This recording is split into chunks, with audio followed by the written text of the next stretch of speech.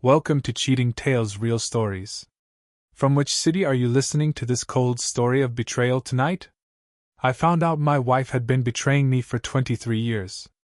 And I had 72 hours left before my son's graduation. 3 days later, I stood in a crowded hall, a warrant in my hand, my daughter in tears, my wife pale as marble. That night was the collapse of everything. But on Tuesday evening, she didn't know I had already bought a ticket with no return. And the destination was her end. My name is Mark Benson. I'm 58 years old, a logistics manager in Orlando, Florida. My wife is Teresa, 55, a part-time nurse. For more than 2 decades, I thought I had built a steady life, a paid-down mortgage, 2 kids, and loyalty I could lean on. The first crack came on a humid evening. The air conditioner rattled like a worn truck. Teresa went upstairs for a shower, leaving her phone on the counter. That alone was strange. Her phone was usually an extension of her hand. It buzzed once. Then again. The preview lit up the screen. Last night was worth the risk. Same place Thursday? The sender's name was saved as Diana's Gym. But Diana doesn't text about hotel rooms. My chest tightened. I leaned back against the counter. The refrigerator hummed. On the chair hung my son's old baseball cap, sweat-stained from the summers when I worked double shifts so he could play. It felt like a symbol of sacrifice, turned into a joke. Then came detail number 2. In the sink, 2 wine glasses. I had drunk only beer that night. And in the air, faint but sharp, was the trace of cologne. Not mine. I walked to the drawer, pulled out an old notebook, and wrote at the top of a page, Thursday. Hotel. Proof. Then, beneath it, one more word and. The shower kept running upstairs.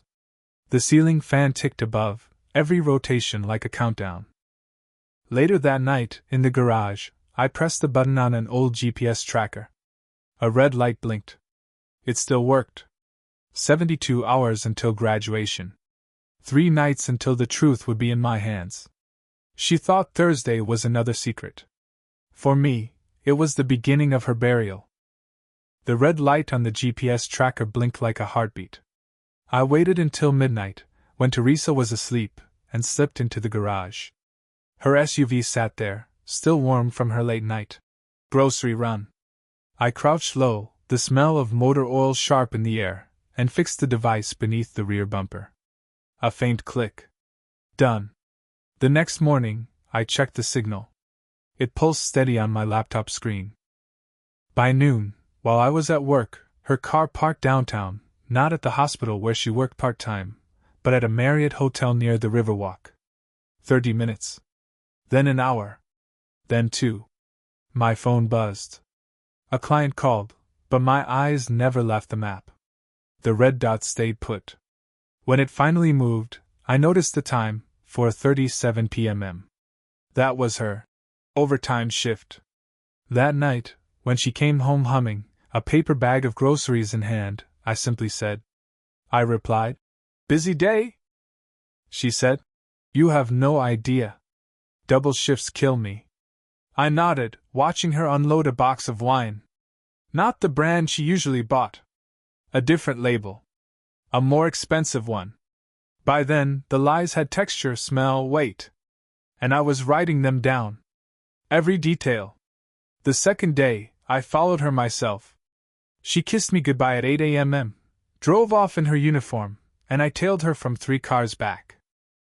Traffic on I-4 was heavy, the smell of exhaust leaking through my vents, my pulse matching the wipers against the windshield. She didn't go to the hospital. She didn't even glance that way. She pulled into the same hotel parking lot. But she didn't go inside alone. A man in a gray suit stepped out of another car, glanced around, and joined her. His hand touched the small of her back as they walked in. The gesture was quick, intimate, practiced. I gripped the steering wheel. Not rage. Not panic. Just calculation. I parked across the street, raised my old Canon with the long lens, and clicked 3 photos. The sound was soft, mechanical, almost soothing. Proof. When she came home that evening, I noticed her mistake. She dropped her purse on the couch too fast. A folded paper slid halfway out, a hotel receipt. I let it sit there, staring at me, before she scooped it up and stuffed it back. But I had already seen the logo. Marriott. Room 512. At dinner, my daughter Chloe mentioned something that froze the air. She said, "Mom, I saw Carl's car near school today. Isn't it weird he didn't stop by?" Carl. My oldest friend. The man I trusted for 30 years. Teresa coughed, her fork clattering. She forced a laugh. She said, "Sweetheart, you probably mistook it. Carl's always busy." But her hands shook when she reached for the wine. Now the lines crossed. Teresa. A hotel. A man in a suit. And Carl's name circling back into my house through my daughter's innocent voice. I excused myself, went to the garage, and checked the tracker. Her next scheduled shift was Thursday evening. The same Thursday from the text. The same Thursday marked in my notebook. I shut the laptop. The garage smelled of gasoline and dust. My reflection in the dark window looked older than I remembered, but harder too. 48 hours until graduation. 48 hours until the mask slipped. And when it did, someone I once called brother might be standing at her side. I didn't sleep that night. The glow of the laptop screen lit the kitchen while the rest of the house was silent. I had the GPS data. I had the photos. But betrayal leaves a trail wider than perfume and hotel keys. It leaves numbers. Transactions. And numbers never lie. I logged into our joint account. Teresa's name was on every line, every grocery bill, every electric payment. But in between the ordinary, there were shadows. A $482 charge at the Marriott. A $260 dinner at a steakhouse I had never visited. Withdrawals and even hundreds, cash she never mentioned. The dates lined up with the GPS tracker. Hotel nights. Overtime shifts. The pattern unfolded like a roadmap of deceit. At 2 a.m., I printed the statements, each page warm in my hands. The smell of ink filled the air. I slipped them into a folder marked Insurance. The irony wasn't lost on me. The next morning, Teresa left early again. She kissed my cheek, her lips trembling just enough for me to notice. I waited until her car was gone, then searched her dresser. Beneath folded scrubs, I found a velvet pouch. Inside, a pair of cufflinks. Silver, engraved with initials C.M. Carl Mercer. My pulse didn't spike. My hands didn't shake. I simply placed the pouch back and closed the drawer. The game had expanded. That afternoon, I drove to the bank. The air smelled of disinfectant and polished floors. I asked for a printout of our savings account. The teller smiled politely, not knowing she was handing me a blade sharper than any knife. $50,000. Gone. Transferred to an account I didn't recognize. The recipient's name was blurred in the system, but the partial matched Carl's consulting firm. By evening, I had 3 layers of betrayal: the body, the heart, the money. Teresa came home late, hair damp, perfume cloying, carrying nothing but an empty grocery bag. She moved through the house like a ghost, avoiding my eyes. Chloe asked if we could order pizza. Teresa snapped, too harsh, her voice cracking. The room fell silent. I watched her retreat upstairs. The stairs creaked under her steps. For the first time, I noticed how much weight betrayal adds to a house. Every sound felt heavier. At 10 p.m., the tracker pinged again. Her car idled near Carl's office. Not the hotel this time. His office. The red dot on the map pulsed steady. I closed the laptop. In my reflection on the darkened screen, I didn't see the man I used to be. I saw someone colder, quieter, more dangerous. 24 hours until graduation. 24 hours until their names weren't just on receipts and GPS maps, but on the edge of their own ruin. By Thursday afternoon, the house was silent. Teresa claimed she had an evening shift. Chloe was at a friend's place, working on a school project. That left me alone with my folder of evidence: GPS logs, bank statements, photos, receipts. Proof stacked like ammunition. I didn't wait for her to leave. I left first. The tracker pulsed steady on my phone. Her SUV headed downtown again. But this time I wasn't following from 3 cars back. I was already waiting. Carl's office sat on the edge of the business district, a glass building with a parking lot too exposed to hide in. I chose a shadow near the far exit, the smell of hot asphalt rising in the evening air. At 6:15, Teresa's SUV rolled in. At 6:17, Carl's silver sedan followed. They didn't walk inside right away. She leaned against the hood of her car. He stepped close. Too close. His hand lingered at her waist. A kiss, quick, but not quick enough to erase. My camera clicked once, twice, 3 times. Evidence. But evidence wasn't what I came for. When they finally walked inside, I waited. 10 minutes. 15. Then I crossed the lot and stood by his car. A reflection stared back at me in the tinted window. My face. Harder than I remembered. I placed a folded photo under his wiper. The one I'd taken of them at the hotel entrance. Black and white, sharp. Her head tilted back, his hand on her shoulder. Proof, waiting for him to find. At 7:02, the building door opened. Carl stepped out alone, jacket slung over his arm. He froze when he saw me. He said, "Mark? What are you doing here?" I replied, "Watching." He forced a laugh. "You've got it wrong. Whatever you think." I cut him off. "Room 512. Marriott. Tuesday." The blood drained from his face. He glanced toward the photo under his wiper, then back at me. His jaw tightened. I stepped closer, my voice low, steady. I said, $50,000. Transferred to your firm. You think numbers don't leave scars? They do. He swallowed hard, shifting his weight, the sound of cars on the street behind us filling the silence. I didn't yell. I didn't swing. I simply leaned in, my words colder than the evening air. I said, "You've got 24 hours. After that, it won't be your career collapsing. It'll be your life." Then I walked away.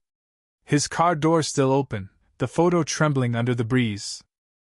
When I got home, Teresa was already there, pretending to fold laundry. She didn't ask why I was late. I didn't ask why her perfume smelled like whiskey. 12 hours until graduation. 12 hours until 2 betrayals would collide under one roof. And when they did, silence would speak louder than screams. The night before graduation carried the kind of silence you can hear pressing against your skin. Teresa pretended to sleep upstairs. I knew better. Every shift in the mattress, every shallow breath, gave her away. She was awake. Maybe replaying Carl's words. Maybe wondering if I had noticed the cracks. I sat in the kitchen, folders spread across the table. Photos. Bank records. GPS logs. Each page a blade. I scanned them one last time, then copied everything onto a flash drive. I slipped it into a plain envelope, sealed tight, and wrote one word on the front: truth. At 2 a.m., I drove to a 24-hour FedEx. The place smelled of printer ink and burnt coffee. I mailed 2 envelopes, one to my attorney, another to the school principal where graduation would be held. Fail-safes. Even if I was silenced, the story wouldn't be. When I got home, I opened the garage. The tracker blinked steady under her SUV. I crouched low, adjusted it, and added a second device beneath the frame. Insurance for insurance. The smell of dust and gasoline thickened in the dark. At dawn, I brewed coffee. Bitter black. Teresa came down in her robe. She didn't meet my eyes. She said, "Big day tomorrow for Chloe." I replied, "Yes. A day she won't forget." Her hands trembled as she poured her cup. She knew something was slipping, but not how close she was to the edge. That afternoon, I checked the bank again. Another $3,000 gone. Transferred directly to Carl's firm. It wasn't just lust. It was theft, betrayal in numbers and flesh. I drove past Carl's office, watching from across the street. He stepped out, phone pressed to his ear, laughing. For a moment, I thought about ending it there. But silence has a sharper edge when it cuts in front of an audience. Back home, Chloe laid her graduation gown across the couch. She smiled, excited, nervous. I forced myself to smile back.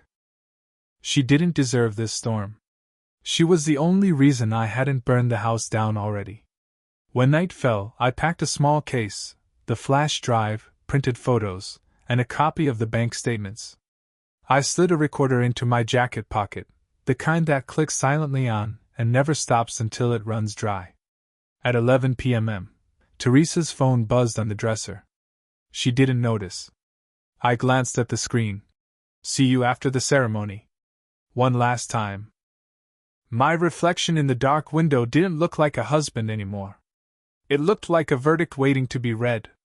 In less than 12 hours, Chloe would walk across that stage. And in the same room, her mother and Carl would learn what silence sounds like when it finally explodes. Morning arrived heavy, as if the air itself knew what was coming. Chloe's graduation day. Teresa dressed carefully, her hands trembling as she fixed her hair in the mirror. I watched from the doorway. She didn't notice my eyes on her. Or maybe she pretended not to. By noon, the house buzzed with preparations. Chloe twirled in her gown, nervous and excited. Teresa clapped too loudly, her voice high, brittle. The scent of her perfume lingered sharp, almost desperate. We drove to the school together, the silence in the car thicker than the Florida heat pressing against the windows. Chloe tapped at her phone, humming softly. Teresa stared out the passenger side, her nails tapping against the door handle. Every sound was amplified, like the house of cards we called family was already swaying. The auditorium was full. Families laughing, hugging, taking photos. I scanned the crowd. And there Carl. Sitting 3 rows ahead, in a crisp suit, smiling as if nothing in the world weighed on him. My jaw tightened. He hadn't seen me yet. The ceremony began. Names called. Applause rolling like waves. Chloe sat among her classmates, glowing. She looked back once, caught my eye, and smiled. It almost broke me. Almost. But then Teresa leaned forward, her eyes locked on Carl. It was quick, but I saw it, the subtle nod, the silent acknowledgement of 2 people who thought their secret was still safe. At that moment Chloe turned her head too. Her gaze followed Teresa's line. She frowned, confused, then whispered to me when the applause covered her voice. She said, "Dad, why is Mom looking at Uncle Carl like that?" The words cut deeper than any knife. Not because I didn't expect them, but because they came from my daughter. The one person who deserved innocence, not poison. I whispered back, my voice steady. "Keep watching. You'll understand soon." The principal announced a short intermission. Families shifted, whispered, laughed. I saw Teresa slip her phone from her purse, her thumbs moving fast. My recorder in my jacket pocket clicked silently, capturing every vibration of sound. On the big screen above the stage, a slideshow of graduates began. Faces of kids, childhood photos, smiling families. Then, for a split second, the feed glitched, replaced by a still frame I had prepared, Teresa and Carl at the Marriott, his hand at her waist. The photo I'd slipped under his wiper. Black and white. Crisp. Gasps filled the room. Whispers spread like fire. Teresa's face drained of color. Carl shifted in his seat, his hand frozen on his knee. The glitch passed. The slideshow resumed. But the damage was done. Chloe's eyes widened. She stared at me, then at her mother. Her lips trembled. She said, "Dad, is that?" I replied coldly, "Yes." Tears welled in her eyes. She looked back at Teresa, who sat frozen, her phone slipping from her hand. 6 hours left in the day. The ceremony wasn't over. And neither was the silence I had prepared to bury them with. The slideshow ended, but the silence in the hall lingered heavier than any applause. Parents shifted in their seats, whispering. Eyes cut toward Teresa and Carl. Chloe sat rigid beside me, her hands clenched so tight her knuckles turned white. The ceremony resumed, but no one was watching the stage anymore. All eyes drifted back to us. To her. To him. When Chloe's name was finally called, she rose slowly, as if the weight of what she had just seen was strapped to her shoulders. She walked across the stage, accepted her diploma, but her smile never came. She glanced once at me, then at her mother, and for the first time, Teresa looked away. Applause rolled, hollow and broken. During the closing speech, I rose from my seat. The folder in my hands felt heavier than steel. I walked down the aisle, the sound of my footsteps echoing louder than the microphone. Whispers rose, then fell quiet.